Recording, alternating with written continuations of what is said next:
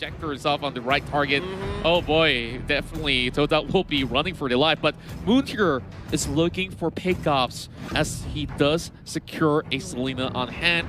And well, we do have the Khalid. That's going to be possibly on Stu in the XP lane, but could also be a flex for tank. I do like me some Khalid tank.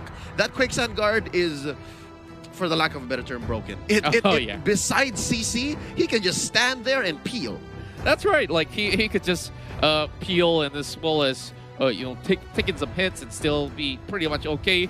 He could just use his ult to dash away with that sand wave, Yeah. The Rampaging Sandstorm is both an engagement tool and a disengagement tool, and the fact that it's AoE stun is just beyond me. Now we're waiting for 2 more picks here from Omega Esports, and Contra. Did you notice the Benedetta was not banned at all? So Benedetta is opened up, going over, I believe, in the XP lane for Curtizi, and Hajizi gets the Yusun Shin, which, by the way, does not expose. It's not an all-in choice. It can be good at any point in the game, given that you have the ultimate that opens up the map. That's right, and I really do think that with Curtizi here having that Benedetta as well, this is definitely going to be a really good sort of way for them to actually get in and out of the fight as well. So I would really wonder on how that lane going to be played out in that sort of sense. Is it going to be that Khalid versus this Benedetta that will possibly be holding in towards the early game? And with that, do you actually favor the Benedetta or perhaps the Khalid? That's the thing, is the Khalid can go forever, but the Benedetta has just a higher uptime. Like, without Rampaging Sandstorm, Stu is just better off staying in his lane, right? But Benedetta can just call it quits. Curtizi can just call it and say, you know what, I'm done here. Like, I'm not gaining anything from you. This lane is effectively dead, so I'm going to go ahead and visit mid. Let's see what Hajizi's up to. So I think that's what's going to happen. But right now, going into the second phase of banning, we're waiting on TODAK. What else is missing from Omega Esports? They need a mid laner, and there's one taken out, Luoyi. Oh man, Luoyi definitely is going to be pretty much of a disruption, especially when you could just teleport away with the ultimate in that sort of sense. So with that being removed, they definitely would have actually have less of worries. But Link being banned away is definitely going to be a really interesting ban, because Omega Esports, do correct me if I'm wrong, but they do use Link for themselves too. But if they were to be getting that Link for themselves, it will be pretty much of a greedy pick, knowing that TODAK now does have the priority. Yep. And I think there will be no room for the Ling, given that Yusun Shin is already here, unless this is a side lane Yusun Shin. Gold lane Yusun Shin is not unheard of, not impossible, but I think that it is a little too tight. It is a little too tight. Yeah. So they take out the Link themselves, while on the other hand, last ban for TODAK is going to be the Farsa. I think they are just on a one-track mind right now. Yelly Hayes, you're not going to get any of these good mid-heroes. Yeah, I definitely think that Farsa is a very safe way to go for TODAK. They already have a very clear mind of what they want. They want to force them in towards the corner or just going for the pickups. You can see every single one of the heroes that TODAK has picked right here is capable of a very easy dive. So they can all move in together, have that sort of mobility to just get back out as well. And if they keep going in for those pickup, I think that Omega Esports might be bleeding out if they were to be punished for it. Yep, this is essentially MOBA fundamentals. It's the battle of yin and yang. It's the dive comp versus the poke comp, and we're here seeing them complete both their puzzles. 2 more picks per side, and we have TODAK going for 1 more here. They're lacking a solid tank. I wonder what E1 has left in the tank. Get it? He's the tank player. Yeah, I'm pretty much getting it right in. So, back in the days when Grok used to be a thing, he was one of the best Grok players around. But now that that's off the table, maybe a Boxia or who knows, Gato Gacha could even be working in a certain way. But I'm not even sure if that's the case. But okay, and we are going to be getting Formation with the Cho. Tank Cho? Possible? Or another side laner, right? This is the TODAK formula. Still a strong believer in the 1-3-1, which, by the way, I still believe is just as impressive. Still efficient. I mean, the whole XP lane and gold lane from Project Next, should not have killed the strategy. If anything, it made it better. Oh, indeed. And you know, it would be even more interesting if all of them actually go on like a full offense build and just try to go all in on this one. But of course, somebody's got to neutralize it at one point, and Ruby's going to be coming into the picture alongside with an Eudora. So let's talk through this, all right? So I definitely think that there's a whole lot of crowd control coming in from Omega Esports to actually suppress all these Server V firepower coming in from the side of TODAK. But the answer with the Akai. Ladies and gentlemen, I do believe this is the best tank in the game right now. Given how outplays are all the more possible, you have a solid body, and the damage output, it's not nothing. So yeah, this is going to be Tank Akai, 2 side laners in Cho and Khalid for TODAK. While Omega Esports, you did mention they have a solid amount of CC, and I do understand it's more of just targeted CC. It's single point and click precision CC coming in from Omega Esports, and now, ladies and gentlemen, it's just a matter of time. We're loading into the land of Dawn. Omega Esports versus TODAK, the Philippines versus Malaysia. Again, Contra, this is going to set the pace for the rest of M2, not just the group stages, but even into the playoffs. Because 2 series per day, we're basically halfway through the first. That's right, and now, of course, have a glimpse to your favorite players on deck. Of course, you got Moon, always with his slick hair, and they are pretty much unfazed. We're going to be going in towards our very first game in a real short bit, and here we go. And towards the land of Dawn for Game 1 in the M2 World Championship of Mobile Legends BangBang. Over right here with me, casting alongside is definitely going to be Leo Gaming, and I'm Contra.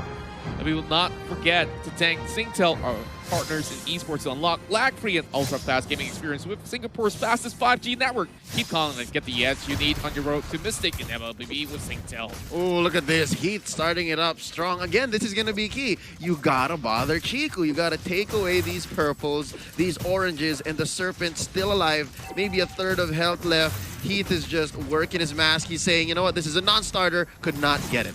Oh, he actually dives in a little bit late to the scene, and it might just be punished. He's already used his flicker as well. He needs to get out of this, and I believe that that chunk of health left, he's got to back away. Oh, Curtizi super aggressive up top, cutting the lane already. I do believe this is maybe just the second or third wave. Oh, the duel! It's happening! Formaze already goes in for the flicker. That's out. Curtizi looking for a dash. Can he find him in the bush? Oh, he gets it! That's first blood for Omega Esports. Just look at that blow, and Curtsy still at it once again, and E1 tries to finish him off, and he managed to make it out! What? Absolutely insane! Omega Esports not only got the first blood, but he makes it out alive.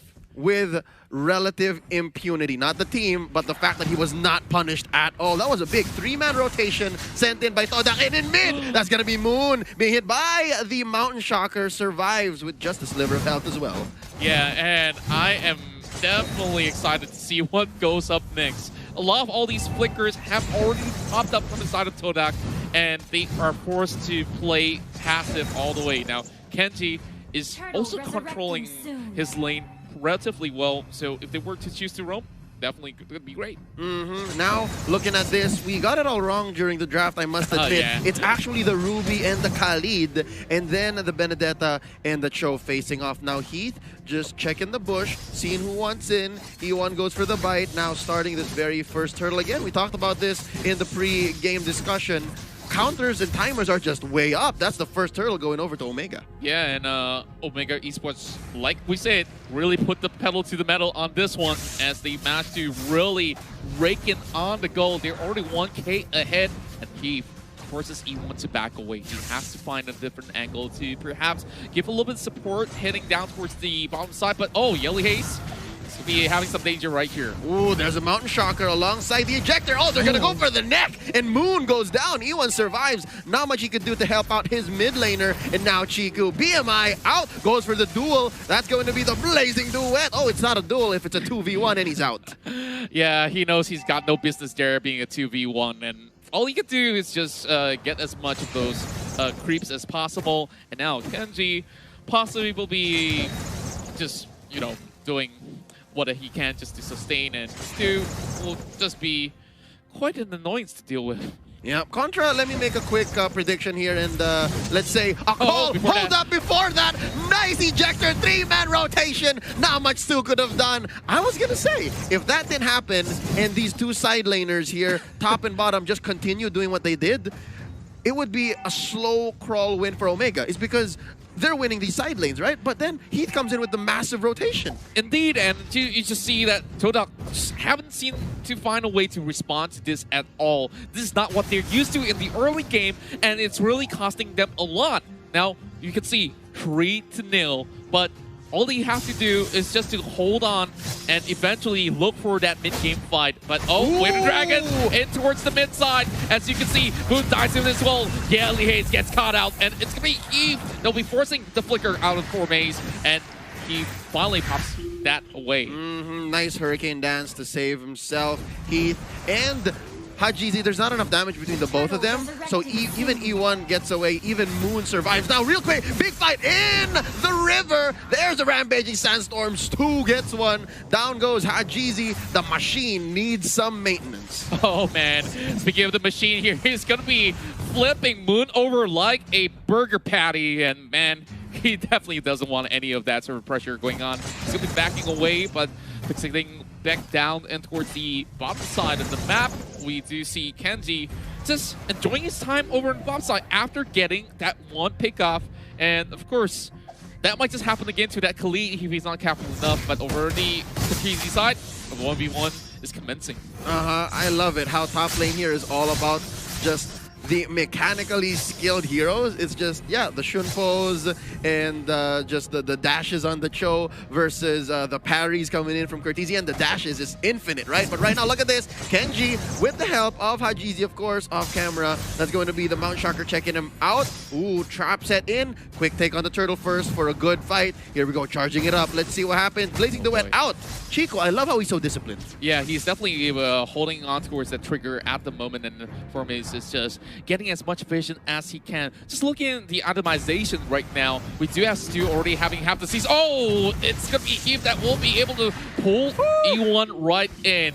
And that is definitely quite a worrisome affair. But, well, we do have the Demon Hunter Sword out as well for the side of Chiku, so that's going to be great. Yep, but right now there's a top lane fight here extending into the river. E1 just hops out, 1,000-pounder to save himself. Oh, there's a flicker and an arrow for good measure by Moon, saving his teammate, and that's going to be another failed engage. Okay, so the first 5 minutes were relatively action-packed, and I think these two teams now respect each other a little more. Now May's looking for an engagement, and he backs out. Arrow finds no target, blazing the Wet by Chiku, going 1v1 against Kenji. Yeah, I don't think Kenji should pick this fight. He'd get kited. Yeah, definitely he has already had a lot of his HP down, but he gets back up, quickly regens, and all the way back in. Stu is going to be engaging right here with the Sandstorm, and this 1v1 is not looking in favor of the side of Kenji. He opts out with the flicker. That's going to be a fight that he does not want to pick up. And, ooh, Maze already picking up the Blade of Despair. He means business as he takes these smaller creep camps up top. But now, that is a Hurricane Dance that E1 regrets. And there's an ejector on the Chiku. The first death for the jungle player for TODAK. And there's some revenge on the Yelly Haze. But Hajizi gets the third one. Will there be a fourth? No, it's going to be a trade instead. Heath is still alive. How did Heath survive? I don't understand. They went in 1 by 1 and easily give up the mid lane tower. And Omega Esports just got so many freebies going their way. They're definitely enjoying what they can possibly take at the moment. Not a single turtle missed, and now they're going to take their third after that quick rotation and conversion in mid after what I believe was a 3-for-1. Yeah, and I definitely think it's not even worth it for them to really dive in towards the side of Heath. Like, what do you actually get by just shutting down a jaw hit? Absolutely nothing. And now E1 getting caught out again, and you can just see Heath is just in every single one of these team fights. And already Mr. Fundamentals, as some folks would like to call him, sitting at 1-0-5. And here's the thing, Contra, do note, he is playing with Pull Yourself Together, so you kill him, he comes back all the sooner. He doesn't care. That's right, Leo. Like, all you have to focus on is all these sort of hyper carries coming out online. And one more ejector all the way to the back. They cast the Selena, and Moon is out of it. picture right now. Omega 8-3. Wow, Moon was just thinking like about what he's gonna have for lunch, and he's like, hold up, there's 3 members of Omega on me.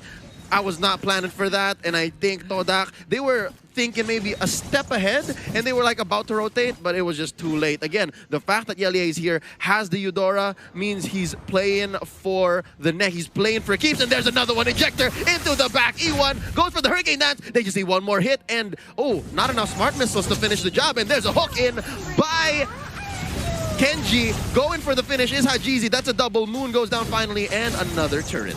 Well, what can I say? It's just a straight-up stomp right now where you could just see Heath outright bullying this Akai. Every single time he sees that panda's gonna go extinct, and seems like there's gonna be another one biting the dust.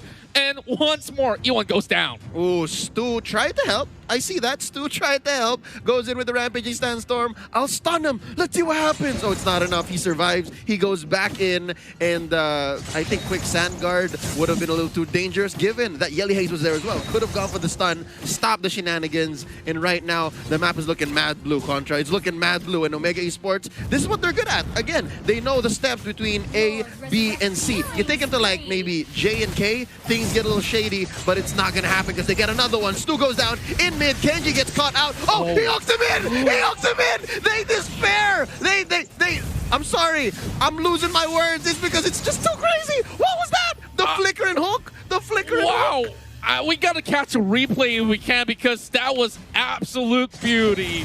I've lost for words, but you know what? Go ahead. Go ahead, take the Lord. I think TODAK is pretty much done for now. That was ridiculous. That was, what, 3 people underneath the turret. He goes for the hook, flickers away, feeds Chico and the rest into the rest of Omega Esports. That's the wrong team, but you know what I'm saying? Like these stickers, okay. Yeah, they're in other groups, but wow, Omega Esports sitting at 14-3. That's right, and maybe they're sending signals. It's like, hey, Alter Ego, are you watching this? Like, we're coming after you next. Evos SG, check it out. Oh yeah, and the list goes on. I wonder how many more stickers do we see because early on we saw Moon pop up that M1 sticker, but yep, this Hurricane Down is going to be setting up, and they might just actually get Heat right across, but he is in safety. Stu gets caught out instead, and Cortese looking for blood, hunting for Chiku as well as Moon. He's already inside of the enemy's base. What? And he doesn't care. Drop that missile arrow as much as you may. I will take out your inhibitor turret on the top lane. He caught it with much gusto. He's like, I'll take it. Don't give it to Hajizi. I'll take it. Now Chico running for his life in his own base. This is not a good spot to be if you are TODAK. And it looks like they're just focusing on the base right now. Ladies and gentlemen, it's just 11 minutes and 15 seconds in. Mid lane gonna be as well the next target. Another ejector onto E1. And ladies and gentlemen, it's just a matter of time. That's gonna be game 1 going over to Omega Esports. And now the Philippines will top the groups. At the moment, Omega really represented it well with them hungry for the first win, and the champions of MYSG will suffer a first round defeat. But hey, all's not over just yet because this is just 1 out of 3 games in this best of 3 format. So we still got perhaps 2 more to go. Yep, this is what, a 12-minute game, maybe even under.